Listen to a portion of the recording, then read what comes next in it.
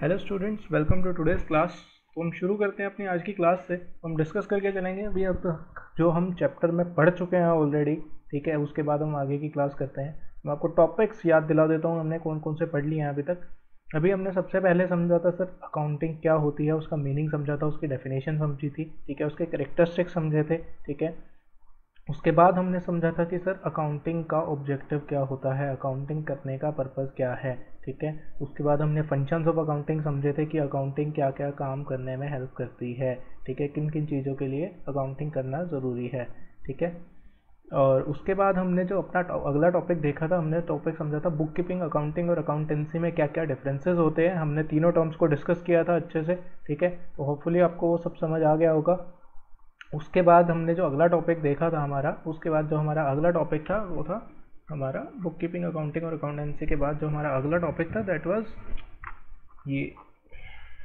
हाँ, तो उसके बाद जो हमने अपना अगला टॉपिक देखा था, हमने अपना अगला टॉपिक देखा था कि क्या क्या होती हैं टर्म्स, या फिर आप कह सकते हैं सब फील्ड्स ऑफ अकाउंटिंग क्या थी, उसके अकाउंटिंग के किस किस टाइप की अकाउंटिंग की जाती है। जिसके अंदर हमने देखा था फाइनेंशियल अकाउंटिंग होती है, कॉस्ट अकाउंटिंग होती है, मैनेजमेंट अकाउंटिंग होती है, सोशल रिस्पॉन्सिबिलिटी अकाउंटिंग होती है और टैक्स अकाउंटिंग होती है। ठीक है, उसके बाद हमने सोचा था अगला जो हमारा टॉपिक था accounting serves as a language of business. ठीक है, बहुत ही छोटा सा टॉपिक था कि बेसिकली अकाउंटिंग एक बिजनेस की लैंग्वेज है जो कि आपको बिजनेस के बारे में सब कुछ बता के चलने वाली है। ठीक है, उसके बाद जो हमने आधा टॉपिक डिस्कस कर लिया था, अब हम उसको पूरा कंप्लीट डिस्कस करने वाले हैं।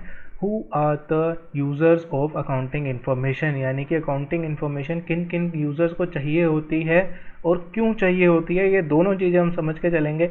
एक्सटर्नल यूज़र्स, दो टाइप के यूज़र्स हो सकते हैं अकाउंटिंग इन्फॉर्मेशन के। एक्सटर्नल यानी कि बाहर के लोग, इंटरनल यानी कि अपने बिजनेस के अंदर के लोग। ठीक है, इंटरनल यूज़र्स को हमने समझ लिया था, हम दोबारा एक बार समझ लेते हैं। दो टाइप के आपके इंटरनल यूज़र्स होते हैं सर।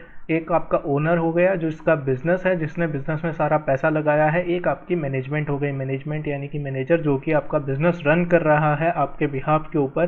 ठीक है, अब इन दोनों के पर्पज़ अलग अलग है सर। ओनर जो है वो हमेशा जानना चाहता है कि मेरा बिजनेस जो है कितना प्रॉफिट कमा रहा है और किस तरीके से वो उसकी प्रॉफिटेबिलिटी को इंक्रीज़ कर सकता है, अपना प्रॉफिट बढ़ा सकता है। ठीक है, मैनेजमेंट को अकाउंटिंग इन्फॉर्मेशन क्यों चाहिए होती है सर? क्या कि वो टाइमली डिसीजन ले सकें कि उनका बिजनेस सही तरीके से सही ट्रैक पर चल रहा है या नहीं चल रहा है। अगर उनको किसी चीज़ में लॉसेज हो रहे हैं तो उसके रीज़न जान सके। अगर उनको किसी चीज़ पे क्विक डिसीजन मेकिंग लेनी है, उनको किसी सिचुएशन का फ़ायदा उठाना है, तो वो उस चीज़ के ऊपर डिसीजन टाइमली ले सकें ताकि अपना बिजनेस को वो ग्रो कर सकें। ठीक है, उसके बाद जो हमारे अगले यूज़र्स आते हैं external users. Sir external users बाहर के लोग, बाहर के लोगों को हमारे बिजनेस की अकाउंटिंग इन्फॉर्मेशन से क्या फ़ायदा होने वाला है। तो हम एक एक को एस्पेक्ट को डिस्कस करेंगे कि कौन, सबसे पहले हम समझते हैं बाहर के यूज़र्स होते कौन हैं। ठीक है, सबसे पहली बात तो सर बाहर के यूज़र मतलब ऐसे लोग हुए जो कि हमारे बिजनेस में इन्वॉल्व नहीं हैं, मतलब डायरेक्टली इन्वॉल्व नहीं है बट वैसे वो इन्वॉल्व है, उनका इंटरेस्ट है कुछ ना कुछ बिजनेस के अंदर, तभी वो इंटरेस्टेड पार्टीज़ के अंदर आएंगे। ठीक है, अब ऐसे कौन कौन से लोग हो सकते हैं सर? सबसे पहले तो आपके बिजनेस के एम्प्लॉयज़ का डायरेक्ट बिजनेस में इंटरेस्ट नहीं होता। ऑब्वियसली वो अपना आपके बिजनेस के अंदर वो जॉब कर रहे हैं, काम कर रहे हैं, बट इनडायरेक्टली उनका इंटरेस्ट इसलिए होता है क्योंकि वो जानना चाहते हैं कि आपका बिजनेस कितना ग्रो कर रहा है, किस तरीके से ग्रो कर रहा है, ताकि वो उसके बेसिस के ऊपर अपनी सैलरी वगैरह में या इंक्रीमेंट में डिमांड कर सकें। क्योंकि अगर आपका बिजनेस ग्रो करेगा तो उनकी भी ग्रोथ होनी चाहिए, क्योंकि उनका मेजर कंट्रीब्यूशन है आपके बिजनेस के अंदर। ठीक है, दूसरा हो गया हमारी गवर्नमेंट को सर हमारे से क्या चाहिए होता है, हमारे बिजनेस से गवर्नमेंट को क्या चाहिए सर? गवर्नमेंट को आपके बिजनेस से टैक्सेस चाहिए, चाहे वो डायरेक्ट टैक्स की फॉर्म में हो, चाहे वो इनडायरेक्ट टैक्सेस की फॉर्म में हो, यानी कि जीएसटी की फॉर्म में। ठीक है, उसको गवर्नमेंट को आपसे टैक्सेस चाहिए टाइमली बेसिस के ऊपर, रेगुलर बेसिस के ऊपर। इसलिए गवर्नमेंट भी हमेशा आपके बिजनेस की अकाउंटिंग इन्फॉर्मेशन में इंटरेस्टेड होती है कि आपने कितना प्रॉफिट कमाया है, आपने कितने की सेल की है, कितने की परचेज की है, क्योंकि इन्हीं सब ट्रांजैक्शंस के ऊपर ही आगे टैक्स लगने वाला है। ठीक है, उसके बाद हमारे और यूज़र्स कौन से हो सकते हैं सर? बैंक हो सकता है। सर बैंक कैसे होगा? बैंक ने सर हमने बैंक से लोन लिया था, तो बैंक इंटरेस्टेड यूज़र क्यों हो गया सर? बैंक ने हमें लोन दिया है तो हमेशा बैंक जानना चाहता है कि आपका बिज़नेस सही तरीके से चल रहा है या नहीं चल रहा है। कल को बिज़नेस बंद होने के आसार तो नहीं है, क्योंकि अगर बिज़नेस बंद हो गया तो आप बैंक का लोन नहीं चुकाएंगे, और बैंक को उससे नुकसान होगा।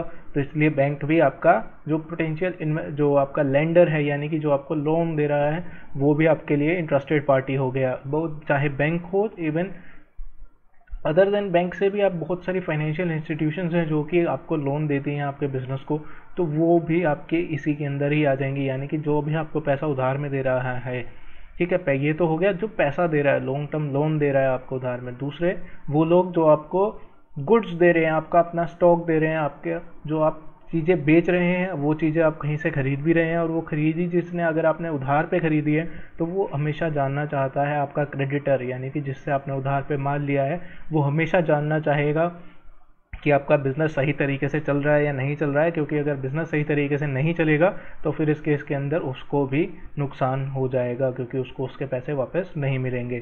ठीक है, और कौन हो सकता है सर?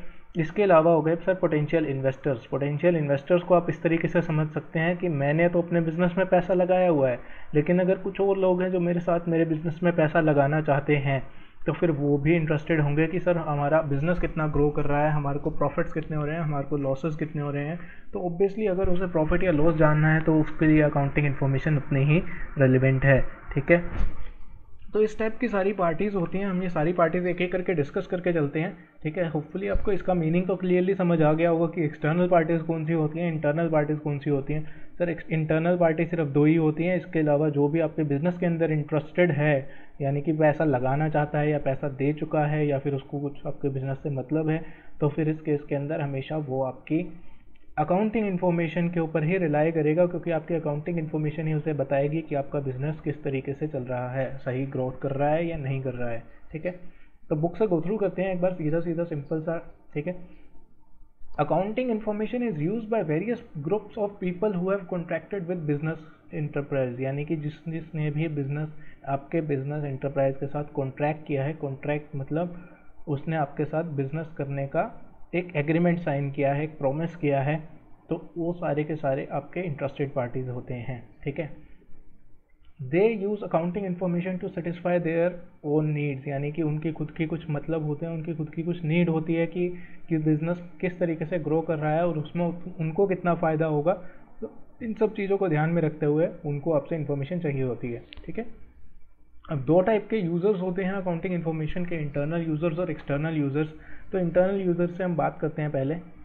तो internal users are the persons who have direct interest in the business enterprise such as the owners and management, यानी कि जो ओनर है या मैनेजमेंट होता है जिसका डायरेक्ट इंटरेस्ट है बिजनेस के अंदर, जो बिजनेस को रन कर रहे हैं, जो बिजनेस में पैसा लगाया है जिसने बिजनेस को चलाने के लिए। ठीक है, दोनों का डायरेक्ट इंटरेस्ट होता है, तो दोनों के दोनों इंटरनल यूजर्स के अंदर आते हैं। सबसे पहले हम ओनर्स की बात करें तो ओनर्स को क्या जानना है? ओनर्स को जानना है कि हमारे बिजनेस कितना प्रॉफिटेबल है, हमें कितना प्रॉफिट कमा के दे रहा है, और हमारे बिज़नेस की फाइनेंशियल पोजीशन क्या है। फाइनेंशियल पोजीशन यानी कि हमारे पास बिज़नेस में कितना पैसा कहाँ कहाँ पे लगा हुआ है, एसेट कितना है। एसेट यानी कि जो हमें फ़ायदा देगा, हमारा मशीनरी जो है, हमारा लैपटॉप जो है, ये सब हमारी एसेट्स होती हैं। ठीक है, इसके अलावा हमारे फाइनेंशियल साउंडनेस ऑफ बिजनेस, यानी कि हमारे reasons. Financial soundness of business यानी कि हम कितना ग्रो कर रहे हैं, हमारा बिजनेस बंद तो नहीं होने वाला है, ऐसा कुछ फैक्टर तो नहीं आ गया है जिसकी वजह से हमारा बिजनेस बंद हो जाएगा। जैसे कि अगर मैं बात करूं, कोरोना वायरस की वजह से बहुत सारे छोटे बिजनेसेस जो हैं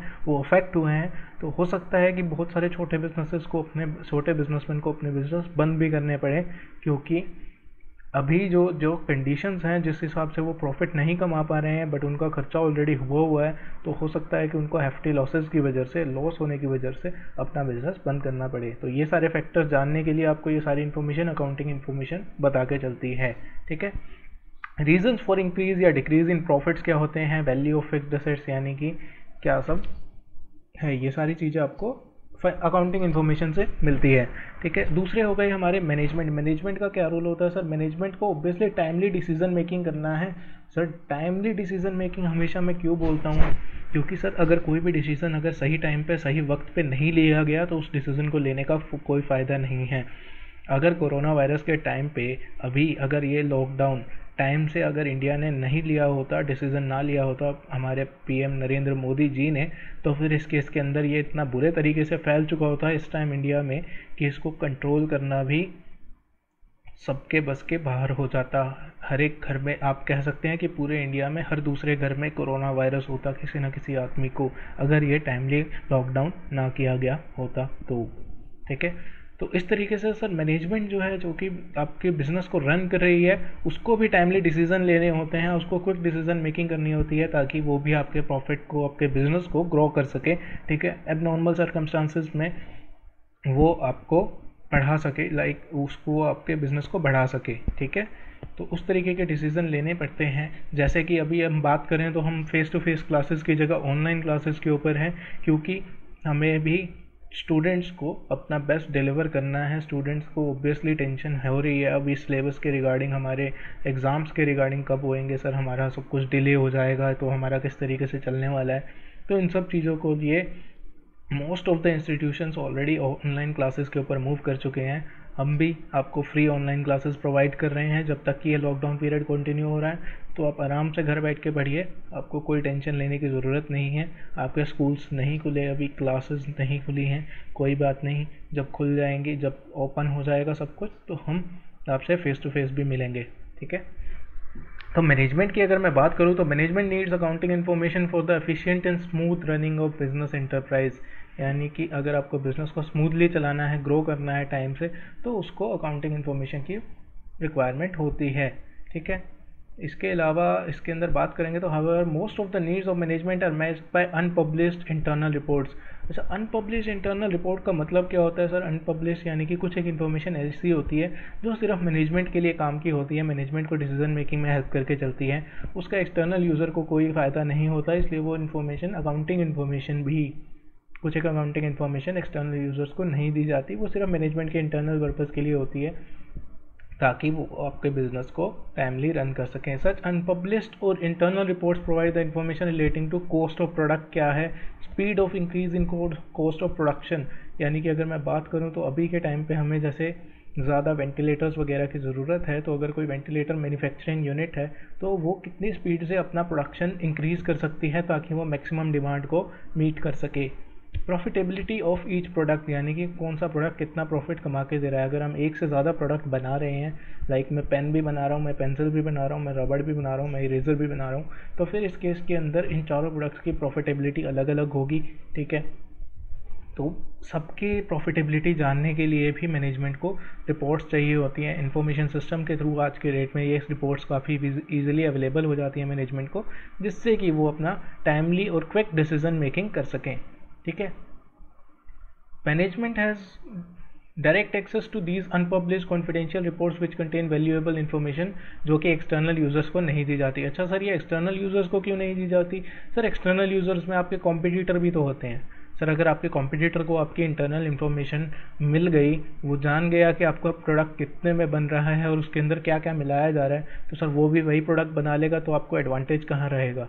ठीक है, इसलिए कुछ एक कॉन्फिडेंशियल रिपोर्ट्स रखी जाती हैं जो कि सिर्फ मैनेजमेंट पर्पज़ के लिए होती हैं, अकाउंटिंग इन्फॉर्मेशन में भी।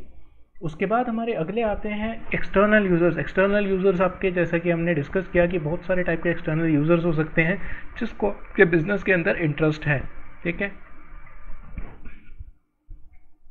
तो ये एक्सटर्नल यूज़र्स कौन कौन से होने वाले हैं? कुछ एक पोटेंशियल एक्सटर्नल यूज़र्स के बारे में गिवन है, और वो क्यों हमारे लिए, उनको क्या चाहिए होता है अकाउंटिंग इन्फॉर्मेशन में, वो भी इस टेबल के फॉर्म के अंदर गिवन है। तो हम इसे गो थ्रू करते हैं सिंपल सा। इंडिविजुअल्स और ऑर्गेनाइजेशंस हुआ प्रेजेंट यानी कि आज की डेट में, या फ्यूचर यानी कि आज की डेट में नहीं लेकिन फ्यूचर में उनका इंटरेस्ट हो सकता है आपके बिजनेस के अंदर पैसा लगाने के लिए, interest in the business enterprise but are not part of management, जो कि मैनेजमेंट का पार्ट ऑलरेडी नहीं है। ठीक है, तो फिर वो सारे आपके external users of accounting information होते हैं। अब कौन कौन से होते हैं ये एक्सटर्नल यूजर्स और इनको क्या चाहिए होता है? सर, इनको सिर्फ पब्लिश डाटा दिया जाता है जो कि जनरल पब्लिक के लिए अवेलेबल होता है, यानी कि आपका प्रॉफिट एंड लॉस अकाउंट, आपकी बैलेंस शीट और आपकी कैश फ्लो स्टेटमेंट, ये तीन ही चीज़ें इन्हें दी जाती हैं एक्सटर्नल यूजर्स को। ठीक है, इंटरनल रिपोर्ट्स एक्सटर्नल यूजर्स को नहीं दी जाती। क्यों नहीं दी जाती ये हम ऑलरेडी समझ चुके हैं, क्योंकि वो कॉन्फिडेंशियल डाटा है, अगर वो लीक हो गया तो आपका बिजनेस ठप हो जाएगा। ठीक है, सबसे पहले इसके अंदर गिवन है पोटेंशियल इन्वेस्टर्स। पोटेंशियल इन्वेस्टर का मतलब वो आदमी जो कि आपके बिजनेस के अंदर पैसा लगाना चाहता है। पोटेंशियल यानी कि हो सकता है वो पैसा लगाए, हो सकता है वो ना लगाए। पोटेंशियल यानी कि उसके एक चांस है कि वो पैसा लगा देगा। अगर आपका बिज़नेस अच्छा तरीके से ग्रो कर रहा है, अगर उसे दिखता है कि आपका बिज़नेस आगे चलकर बहुत ही बड़ा बिज़नेस बन जाएगा, तो फिर हो सकता तो बहुत सारे लोग आपको अप्रोच करेंगे आपके बिज़नेस के अंदर पैसा लगाने के लिए। तो इनको ये अकाउंटिंग इन्फॉर्मेशन का क्या काम होता है सर? ऑब्वियसली वो जानना चाहता है, अगर वो आपके बिज़नेस में पैसा लगाना चाहता है तो हमेशा जानना चाहेगा कि आपका बिज़नेस किस तरीके से चल रहा है, कितना ग्रो कर रहा है, ठीक है, हर साल कितने परसेंटेज से आपका प्रॉफिट इंक्रीज़ कर रहा है। ये सब चीज़ें वो जानकर ही पैसा लगाएगा, ठीक है, आपका बिज़नेस स्टेबल है या नहीं है। दूसरे हो गए आपके short term creditor, short term creditor. Short term क्यों बोला जा रहा है? यानी कि बेसिकली जो विद इन 1 ईयर होते हैं, यानी कि जिससे हमने गुड्स या स्टॉक जो है अपना उधार पर माल लिया है, ठीक है, जिसको हमें बहुत ही जब भी हमारा आप कह सकते हैं विद इन 1 और 2 मंथ्स आपको हमेशा हर एक क्रेडिटर की जनरली पेमेंट कर देनी पड़ती है, ठीक है, जब भी आप स्टॉक लेके आते हैं, किसी से गुड्स लेके आते हैं अपने बिजनेस के लिए। तो शॉर्ट टर्म क्रेडिटर हमेशा जानना चाहता है कि आपका बिजनेस में कितना लिक्विड कैश है, यानी कि आपके पास कैश इन हैंड कितना है, जिससे कि आप उसकी टाइमली पेमेंट कर सके। अगर आपकी कैश इन हैंड की पोजीशन आपका कौन बताने वाला है? आपकी अकाउंटिंग इन्फॉर्मेशन ही आपको आपके कैश इन हैंड की पोजीशन बता के चलने वाली है। शॉर्ट टर्म क्रेडिटर्स की अगर मैं बात करूं तो they want information about the creditworthiness of the business enterprise. They want to know whether the amount owing to them will be repaid when due or whether they should be extended, maintain or restrict the credit। यानी कि अगर आप उसे पता है कि आप timely पैसा नहीं देंगे तो फिर इस केस के अंदर वो हो सकता है कि आपको रिस्ट्रिक्ट कर दे कि नहीं, मैं सर आपको 1 लाख रुपए से ऊपर का माल नहीं दूंगा 1 महीने में। अगर आप मेरी टाइमली पेमेंट कर देंगे तो वही मैं आपको 1 लाख से ऊपर का माल दूंगा, अदरवाइज मैं आपको वैसा माल नहीं दूंगा। तो वो इस तरीके से आपकी अकाउंटिंग इन्फॉर्मेशन के बेसिस के ऊपर अपने बिजनेस को भी सेफ साइड पे रख के आपको गुड्स प्रोवाइड कर सकता है। Long term creditors, long term creditor की हमने बात करी, जो कि हमारे को लोन देना चाहते हैं, यानी कि जो कि हमारे बिजनेस को उधार में पैसा देना चाहते हैं ताकि वो अपना बिजनेस रन कर सके। उनका इंटरेस्ट इतना ही होता है सर कि ऑब्वियसली आप उनकी लॉन्ग टर्म पे टाइम पे किस्त जो उनकी बनती है, आप कह सकते हैं जो उनकी इंस्टॉलमेंट बनती है वो आप उसको टाइम पे पे कर पाएँ, विद इंटरेस्ट पे कर पाएँ, तो ये उनका मेजर इंटरेस्ट रहता है। एम्प्लॉयज़ की अगर मैं बात करूं सर, एम्प्लॉयज़ ऑब्वियसली आपको जानना चाहते हैं कि आपका बिज़नेस सही तरीके से चल रहा है या नहीं चल रहा है, आप उनकी सैलरीज टाइम से दे पाएंगे या नहीं दे पाएंगे। अगर आपका बिज़नेस अच्छा ग्रो कर रहा है तो आप उन्हें कितना बोनस देंगे, कितना उनकी ग्रोथ में आपके बिज़नेस का कितना रोल रहने वाला है। अगर आपका बिज़नेस अच्छा ग्रो कर रहा है तो ऑब्वियसली वहाँ के एम्प्लॉयज़ भी अच्छा ग्रो करेंगे। टैक्स अथॉरिटीज़ यहाँ पे मतलब इससे आगे सर टैक्स अथॉरिटीज़ जैसे कि आपका डायरेक्ट टैक्स अथॉरिटीज़ यानी कि इनकम टैक्स जो आप देते हैं, और इनडायरेक्ट टैक्स अथॉरिटीज़ यानी कि आप इनको जिसको जीएसटी के रूप से जानते हैं, जीएसटी जो आपको पे करना पड़ता है। तो ये दोनों जो टैक्सेस हैं जो आप गवर्नमेंट को पे करते हैं, ये भी आपके बिज़नेस के अंदर हमेशा इंटरेस्टेड रहने वाले हैं ताकि आप इनके टैक्स ड्यूज़ जो हैं जो टाइम से पे कर सकें। Government and their agencies, government भी सर बहुत सारी इन्फॉर्मेशन आपके बिज़नेस के रिगार्डिंग कलेक्ट करके चलती है, चाहे वो टैक्सेशन पर्पज़ के लिए हो, चाहे वो अदर पर्पज़ के लिए हो। बहुत सारी ऐसी गवर्नमेंट ऑर्गेनाइजेशन हैं जो कि आपके बिज़नेस के ऊपर इन्फॉर्मेशन कलेक्ट करने वाली है। क्यों सर? कुछ एक ऐसे टाइप के बिज़नेस होते हैं जिन्हें गवर्नमेंट सब्सिडी प्रोवाइड करती है टाइम टू टाइम के ऊपर। अब वो सब्सिडी प्रोवाइड कर रही है तो वो सब्सिडी किस बेसिस के ऊपर प्रोवाइड करेगी? जब उसे पता होगा कि आपका बिज़नेस वही काम कर रहा है या नहीं कर रहा है। तो इसलिए वो गवर्नमेंट ऑर्गेनाइजेशंस भी आपके बिज़नेस के बारे में इंफॉर्मेशन कलेक्ट करके चलती हैं। उसके बाद अगला जो है हमारा सोशल रिस्पॉन्सिबिलिटी ग्रुप्स। हमने सर सीएसआर अकाउंटिंग के अंदर डिस्कस किया था सर, कुछ एक सोशल रिस्पॉन्सिबिलिटी हमारी बिज़नेस की हमेशा बनती है क्योंकि हम सोसाइटी के रिसोर्सेज ही यूटिलाइज़ कर रहे हैं, तो इसलिए हमारी कुछ एक सोशल रिस्पॉन्सिबिलिटी बनती है सोसाइटी के प्रति। तो इन सोशल रिस्पॉन्सिबिलिटीज़ को मीट करना है तो उसके लिए कुछ एक स्पेसिफिक ऑर्गेनाइजेशंस हैं जो कि आपके बिज़नेस के ऊपर हमेशा नज़र रखती हैं कि सर आप सीएसआर के ऊपर खर्चा कर रहे हैं, यानी कि अपनी सोशल रिस्पॉन्सिबिलिटी पूरी कर रहे हैं या नहीं कर रहे हैं। तो ऑब्वियसली कुछ एक ऐसी ऑर्गेनाइजेशंस हैं जो स्पेसिफिकली इसी खर्चे के ऊपर ध्यान रखती हैं, तो ऑब्वियसली वो भी आपके बिज़नेस के अंदर इंटरेस्टेड पार्टीज़ हैं। जनरल पब्लिक की अगर मैं बात करूं तो जनरल पब्लिक तो आपके बिज़नेस के अंदर हमेशा इंटरेस्टेड रहने वाली है, ठीक है आपका, क्योंकि आपके बिज़नेस के अंदर किस किस तरीके से जनरल पब्लिक इंटरेस्ट रहने वाली है सर। जनरल पब्लिक हमेशा जानना चाहती है कि आपका बिज़नेस कितनी एम्प्लॉयमेंट जनरेट कर रहा है बाकी लोगों के लिए, ठीक है, सोसाइटी के लिए क्या अच्छा काम कर रहा है, ठीक है। पब्लिक इन लार्ज, यहाँ पे हम जनरल सोसाइटी की बात कर रहे हैं, हम एक जनरल पब्लिक की बात कर रहे हैं, तो हर एक जनरल पब्लिक का आदमी आपको बिज़नेस के अंदर इंटरेस्टेड होता है कि वो क्या ऐसे कदम लेगी जिससे कि सोसाइटी का बेनिफिट होगा, जो पब्लिक इन जनरल का बेनिफिट होगा। ठीक है। कॉम्पिटिटर्स भी ऑब्वियसली आपकी अकाउंटिंग इन्फॉर्मेशन के बारे में हमेशा जानना चाहते हैं। क्यों जानना चाहते हैं सर? वो भी देखना चाहते हैं कि आपका बिज़नेस किस तरीके से ग्रो कर रहा है, ताकि वो भी अपने उन फैक्टर्स को आइडेंटिफाई कर पाएँ और अपना बिज़नेस उस तरीके से ग्रो कर सकें। ठीक है। तो ये थे हमारे सारे के सारे एक्सटर्नल और internal users of accounting information. तो आई थिंक आपको मोस्ट प्रोबेबली सारा कुछ क्लियर हो जाना चाहिए। मेरे ख्याल से इसमें कुछ ऐसा दिक्कत इशू है नहीं। अगर आपको कोई भी इशू है तो ऑब्वियसली आप मुझे कमेंट सेक्शन में बता सकते हैं, या फिर आप मुझे क्वेरी ड्रॉप कर सकते हैं किसी भी सोशल मीडिया अकाउंट के ऊपर, चाहे वो व्हाट्सअप हो, चाहे वो फेसबुक हो, या फिर इंस्टाग्राम हो। ठीक है। एक छोटा सा पैराग्राफ गिवन है एज एन इंफॉर्मेशन सिस्टम। हमने बात की कि सर अकाउंटिंग एक इंफॉर्मेशन सिस्टम है। इंफॉर्मेशन सिस्टम क्यों है? क्योंकि ये एक लैंग्वेज ऑफ बिजनेस है। ये आपको बिजनेस के बारे में हर वो चीज़ बताएगा जो कि आप अपने बिजनेस के बारे में जानना चाहते हैं। ठीक है।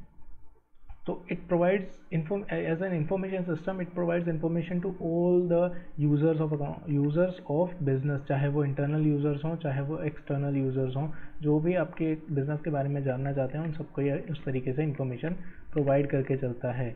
ठीक है। जब आप कंपनी अकाउंट्स देखेंगे आगे चलकर, तो आपको एग्जांपल देखने को मिलेगा कि कंपनी अकाउंट्स आपको प्रॉपर एक, जब भी आप किसी कंपनी के अंदर पैसा लगाते हैं तो कंपनी आपको, लिस्टेड कंपनी आपको एक प्रॉपर रिपोर्ट भेजती है। उसके अंदर सारे सिंपलेस्ट फॉर्म में आपको प्रेजेंट किए जाते हैं कंपनी के रिजल्ट्स, डायग्राम्स के थ्रू, पाई चार्ट्स के थ्रू। ठीक है।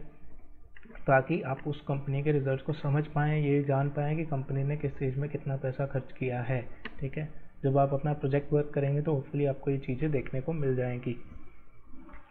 खैर, हम अब चलते हैं अपने अगले टॉपिक के ऊपर, एडवांटेजेस और यूजेस ऑफ अकाउंटिंग। ठीक है। यानी कि अकाउंटिंग के फ़ायदे क्या क्या हैं सर? फ़ायदे क्या क्या हैं सर? फ़ायदे तो सर हम पहले भी ऑलरेडी डिस्कस कर चुके हैं, कैरेक्टरिस्टिक्स के साथ, फंक्शंस के साथ। जो अकाउंटिंग के मेजर फंक्शंस और कैरेक्टरिस्टिक्स हैं वही अकाउंटिंग के फ़ायदे हैं। वो भी हम इसको बुक से देख लेते हैं। सिंपल से फ़ायदे हैं। सबसे पहली बात तो ऑब्वियसली आपको अपने प्रॉफिटेबिलिटी जानने में हेल्प करती है, आपकी फाइनेंशियल पोजीशन जानने में हेल्प करती है, आपको टाइमली डिसीजन मेकिंग के अंदर हेल्प करती है। अकाउंटिंग, अगर आप प्रॉपर अकाउंटिंग करते हैं तो उसके एडवांटेजेस यही सारे हैं। आपका फ्रॉड या फिर आप कह सकते हैं कि अगर कुछ भी बिजनेस के अंदर गलत हो रहा है तो उसको आइडेंटिफाई करने के अंदर हेल्प करती है टाइमली। ठीक है। और इसके अलावा आपके फैक्टर्स जानने के अंदर हेल्प करती है कि जो उससे आप अपने बिजनेस को ग्रो कर सकें। ठीक है। तो ये सारे फ़ायदे हम एक एक करके इन फ़ायदों को देख के चलते हैं। सिंपल सा एक्सप्लेन करूँगा, आप अपने आप से गो थ्रू करिएगा। एग्जाम पॉइंट ऑफ व्यू से अगर मैं बात करूँ तो ऑब्वियसली ये एक थ्योरी क्वेश्चन के रूप में आ सकता है कि what are the advantages of accounting, या फिर एक स्पेसिफिक पॉइंट की एक्सप्लेनेशन भी मांग सकता है कि how accounting is helpful in management of business. तो इस तरीके से पॉइंट करके भी आ सकता है शॉर्ट क्वेश्चन के अंदर, या लॉन्ग क्वेश्चन के अंदर ये पूरा का पूरा एडवांटेजेस या यूजेस ऑफ अकाउंटिंग के रूप में क्वेश्चन आ सकता है। ठीक है। तो सबसे पहले आ रहा है sir helpful in management of business. Management of business के अंदर हेल्पफुल है सर, हमने ऑलरेडी डिस्कस किया पूरा का पूरा अभी पीछे कि मैनेजमेंट को किस तरीके से हेल्प करेगा। उसको 3 पार्ट्स में डिवाइड किया हुआ है इसके अंदर। सबसे पहली बात तो सर मैनेजमेंट को ये हेल्प करता है प्लान करने के अंदर। प्लान करने के अंदर कैसे हेल्प करेगा? ठीक है। एक सिंपल सा बताता हूँ मैं आपको। अभी जो हमने डिस्कस किया सर, अगर हमें कोई भी पता है कि आगे हमें लॉकडाउन का पता लग गया था टाइमली कि हमें लॉकडाउन होने वाला है, अगर हमें 2 दिन पहले ही बता दिया जाए, ठीक है, तो फिर इस केस के अंदर हम क्या कर देंगे, हम अपने बिजनेस को उस हिसाब से प्रिपेयर कर सकते हैं, टाइमली प्रिपेयर कर सकते हैं। ठीक है। उस इन्फॉर्मेशन के बेसिस के ऊपर। ऐसे ही अगर हमें पता है कि हमारा जो प्रोडक्ट है उसका मार्केट में एक और वर्जन आने वाला है, हमारा कॉम्पिटिटर कोई और प्रोडक्ट निकालने वाला है, तो हम उसके अकॉर्डिंग अडेप्ट करके अपने आप को प्लान करके चल सकते हैं कि हम भी उसके हिसाब से अपना एक नया प्रोडक्ट लॉन्च कर दें जो कि उसके प्रोडक्ट को कंपटीशन प्रोवाइड कर सके। ठीक है। प्लानिंग में इस तरीके से ये हेल्प करके चलता है। उसके बाद अपने आप को ऑब्वियसली आपको पता है कि प्लानिंग अगर आपने करी है तो आप डिसीजन मेकिंग भी हमेशा करेंगे। प्लान सिर्फ प्लान्स बनाने के से कुछ नहीं होता, प्लान बनाने के बाद उसे इम्प्लीमेंट भी करना होता है। जैसे कि आप प्लान तो डेली बनाते हैं कि मैं पढ़ लूँगा, मैं इतने घंटे पढ़ूँगा, मैं इतने 1 घंटा ये सब्जेक्ट पढ़ूँगा, 1 घंटा ये सब्जेक्ट पढ़ूँगा, तो मेरा सब कुछ कवर हो जाएगा। सर प्लान करने के बाद आपने डिसीज़न भी ले लिया, अब डिसीज़न लेने के बाद उसे इम्प्लीमेंट भी तो करेंगे। तो इम्प्लीमेंट कैसे करता है? कंट्रोल करने के अंदर, हेल्पफुल इन कंट्रोलिंग, जो हमारा 3rd पॉइंट है। यानी कि आपने प्लान बनाया, उसका डिसीज़न भी लिया, अब उसे इम्प्लीमेंट कर रहे हैं तो टाइमली उसे इम्प्लीमेंट भी करें।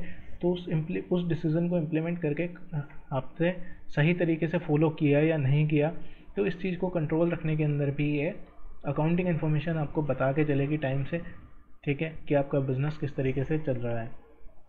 दूसरा जो हमारा पॉइंट है कंप्लीट एंड सिस्टमेटिक रिकॉर्ड, ये तो हम ऑलरेडी बहुत बार डिस्कस कर चुके हैं कि कंप्लीट रिकॉर्ड मेंटेन करने के अंदर आपको हेल्प करता है सिस्टमेटिक तरीके से, यानी कि डे टू डे बेसिस के ऊपर, ताकि आप इधर टाइमली आइडेंटिफाई कर सकें। उसके बाद है information regarding profit and loss, ये भी आपका करेक्टरिस्टिक्स था, आपके ऑब्जेक्टिव्स में भी आया था, फंक्शंस में भी आया था, कि ऑब्वियसली आपके बिजनेस के प्रॉफिट या लॉस को आइडेंटिफाई करने के अंदर हेल्प करता है कि कितना प्रॉफिट ने कितना कमाया आपके बिजनेस ने, कितना गवाया, ठीक है। Information regarding the financial position मतलब मैंने कितना मेरी एसेट में लगाया हुआ है, कितना मेरे को बाहर वालों को पे करना है, कितना मेरे को बाहर वालों से पैसा लेना है, और कितना मेरा एसेट है। ये सारी चीज़ें जानने के अंदर आपको बिजनेस अकाउंटिंग इन्फॉर्मेशन हेल्प करके चलती है, ठीक है।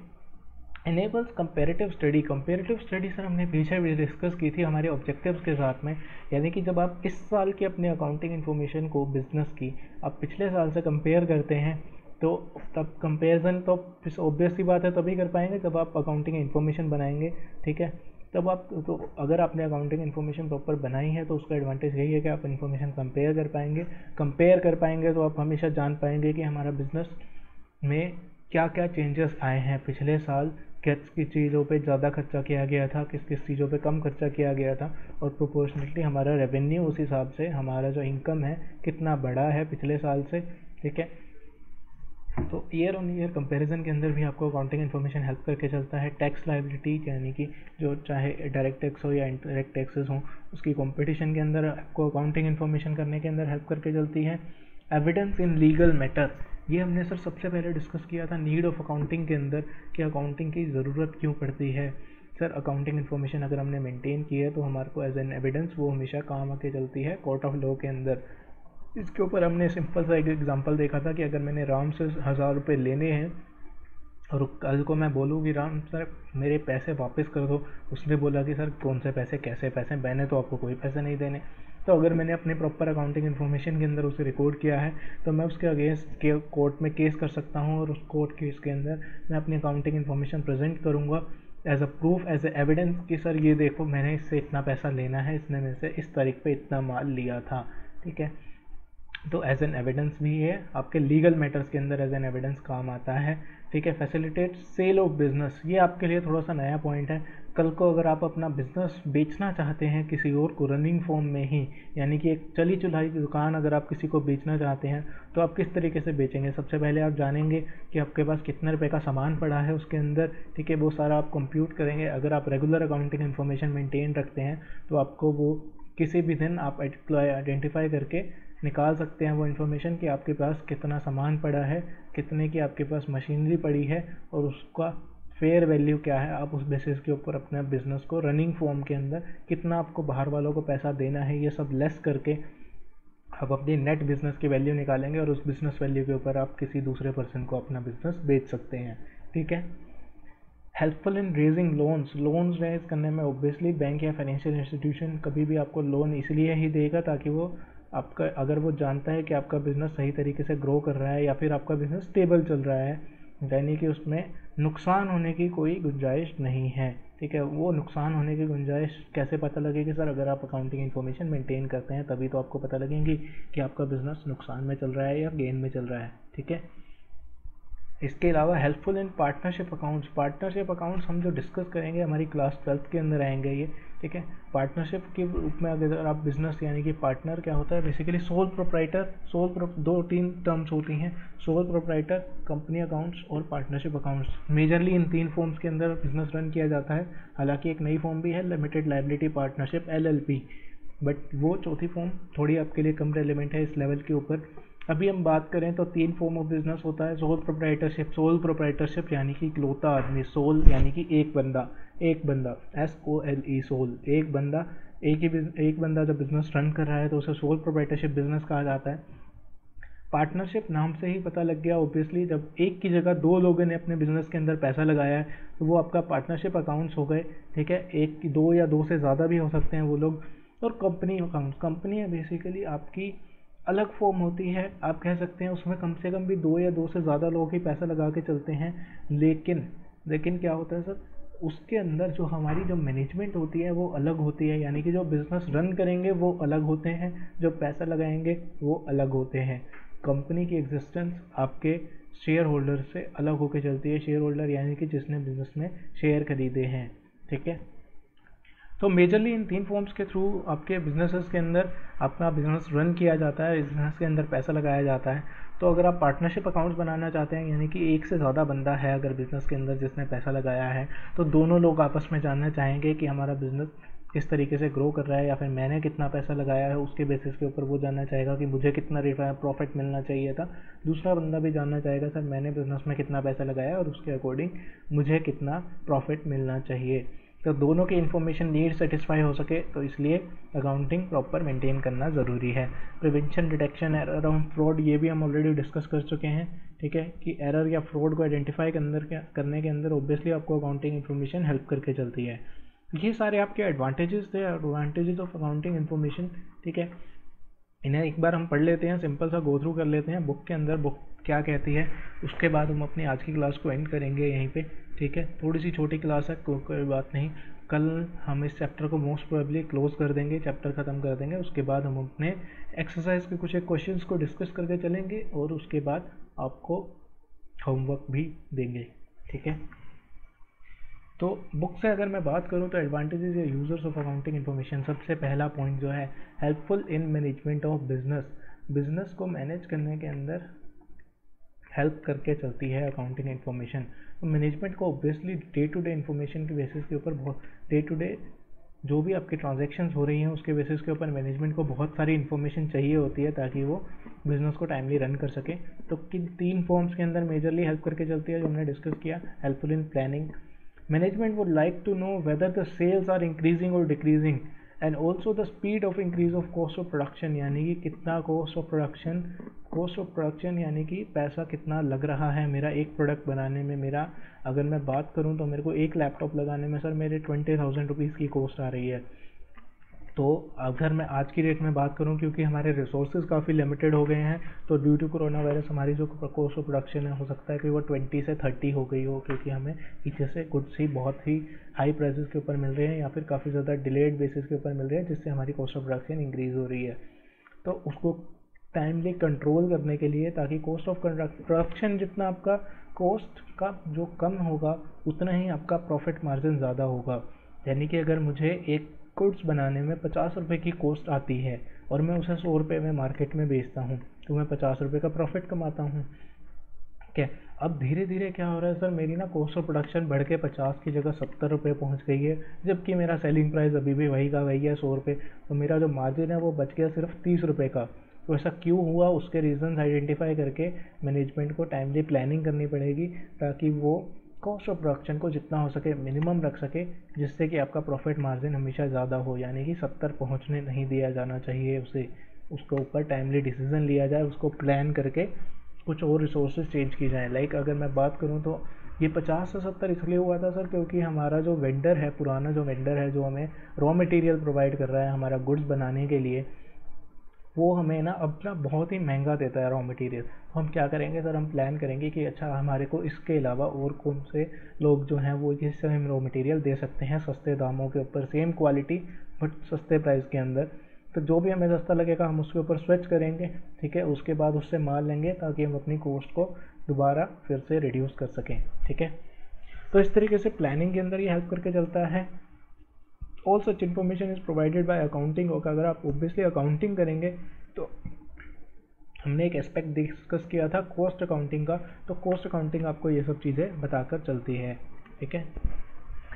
इसके अलावा आपका helpful in decision making, obviously जब आपको प्लानिंग करने के अंदर हेल्प कर रहा है तो ये पूरा का पूरा एग्जांपल इस तरीके से आप ले सकते हैं कि हमने ए बी सी 3 वेंडर जो है आइडेंटिफाई कर लिए, उसमें से बी जो हमारा वेंडर है वो हमें सबसे सस्ता रॉ मटेरियल दे रहा है और उसकी क्वालिटी भी अच्छी है, हमें क्वालिटी में भी कॉम्प्रोमाइज़ नहीं करना पड़ रहा है, तो हम बी के ऊपर शिफ्ट कर जाएंगे और ये आपके टाइमली डिसीजन मेकिंग के अंदर हेल्प कर गया, ठीक है। उसके बाद कंट्रोलिंग किस तरीके से करेंगे सर, हम बी के ऊपर भी उसके बाद नज़र रखेंगे। अगर हमें बी भी धीरे धीरे प्राइसेस अगर अपने इंक्रीज़ करता जाएगा तो हम उसके ऊपर भी कंट्रोल करके चलेंगे। प्लस इसके अलावा हमारे को और जो फैक्टर्स हैं, यानी कि हमारे को हमारी वेस्टेज की वजह से हमें कॉस्ट महंगी तो नहीं पड़ रही। तो ये सब चीज़ों के ऊपर कंट्रोल करने के अंदर हेल्प करके चलेंगे। तो अगर आपके पास प्रॉपर अकाउंटिंग इन्फॉर्मेशन है तभी आप इन चीज़ों को कंट्रोल कर सकते हैं। ठीक है, तो सिंपल सा ये तीनों के तीनों फैक्टर्स हो गए हमारे। उसके बाद अगर मैं बात करूँ सेकंड पॉइंट की, कंप्लीट एंड सिस्टमेटिक रिकॉर्ड, ये हम बहुत बार डिस्कस कर चुके हैं। Business transactions have grown in size and complexity in it and it is not possible to remember each and every transaction. Obviously अगर आप एक सिंपल शॉपकीपर भी हैं तो भी आपको याद नहीं होगा कि आपने पिछले साल जनवरी में क्या माल बेचा था, किसको बेचा था, कितने रुपये का बेचा था। बट अगर आप अपनी अकाउंटिंग इन्फॉर्मेशन यानी कि अगर आप अपनी अकाउंटिंग बुक खोलेंगे या फिर आप कह सकते हैं कि आप टैली के अंदर उसे चेक करेंगे तो आपको कभी भी मिल जाएगा कि सर मैंने किसको कितने रुपए का माल बेचा था। ठीक है, तो अगर आप अकाउंटिंग इन्फॉर्मेशन मेंटेन करते हैं तो it helps you in prompt and systematic record of all transactions and summarizes them in order to provide a true picture of the activities of the business entity। यानी कि business entity जो भी activities conduct कर रही है उसको simple सा आपको कभी भी कहीं पे भी कोई भी इन्फॉर्मेशन चाहिए, अगर आप अकाउंटिंग प्रॉपर मेंटेन रखते हैं तो आप जान सकते हैं कभी भी। ठीक है, information regarding profit and loss, profit या लॉस कितना कमाया कितना गवाया, ऑब्वियसली ये तो हमारा मेजर ऑब्जेक्टिव है ही अकाउंटिंग करने का। One of the main reason है ये अकाउंटिंग करने का कि आप कितना प्रॉफिट कमा रहे हैं कितना गवा रहे हैं। ठीक है, information regarding the financial position, ये भी आपका one of the major objective था कि फाइनेंशियल पोजीशन यानी कि हमारे पास एसेट कितने की है। एसेट यानी कि आपकी मशीनरी, प्लांट एंड मशीनरी, आपका लैपटॉप या आपका पीसी। ठीक है, और इसके अलावा एसेट्स आपकी क्या होती हैं, जो कि आपके गुड्स पड़े हैं जो कि अभी बेचे नहीं हैं, आपके गोडाउन के अंदर आपका जो सामान पड़ा है।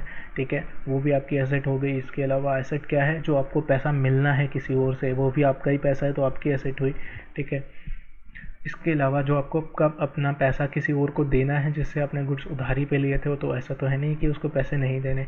तो वो सारी की सारी फाइनेंशियल पोजीशन जो है ये भी आपको अकाउंटिंग इन्फॉर्मेशन बता के चलती है। कंपैरेटिव स्टडी हमने अच्छे तरीके से डिस्कस किया कि पिछले साल से कौन सा खर्चा बढ़ गया कौन सा कम हो गया, सेल बढ़ी है या कम हुई है, प्रॉफिट कम हुआ है या बढ़ा है। ये सब चीज़ें अगर आप proper accounting information year on year basis के ऊपर मेंटेन करते हैं तो ईयरली आप उसे कंपेयर कर सकते हैं। Tax liability, obviously income tax या जीएसटी जो है हमेशा टैक्स अथॉरिटीज़ आपसे टैक्स लाइबिलिटी टाइमली बेसिस के ऊपर डिमांड करती हैं। अगर आप टाइमली उसे पे नहीं करते हैं तो आपके ऊपर पेनल्टी लगाई जाती है, इंटरेस्ट और पेनल्टी दोनों लगाई जाती हैं। तो इसलिए इनकी लाइबिलिटीज़ को टाइमली मीट करने के लिए भी आपको अकाउंटिंग इन्फॉर्मेशन की ज़रूरत पड़ती है। तो ये एडवांटेज है एक अकाउंटिंग इन्फॉर्मेशन का, जो कि आपको ये चीज़ें कंप्यूट करके चलती है।